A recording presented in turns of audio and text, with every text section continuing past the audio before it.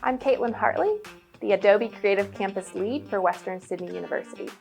I work at Adobe, which is a computer software company, and we're thrilled to be the industry partner for the Creative and Innovative Thinkers subject this term.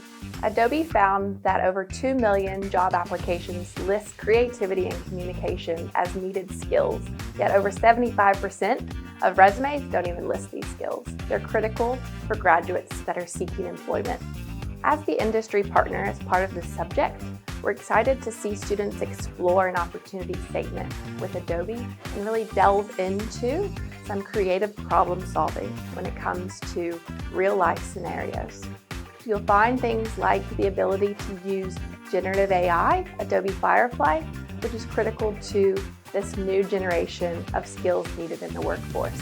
We want to think about ways they can communicate visually and also demonstrate this creativity, no matter which industry or discipline they're studying. At Adobe, we really value this partnership with Western Sydney University and think it's critical to have these partnerships where students are given exposure to industry and to see a real-life corporate environment and get those critical skills needed. Adobe is so excited to be involved in the Creative and Innovative Thinkers subject this term.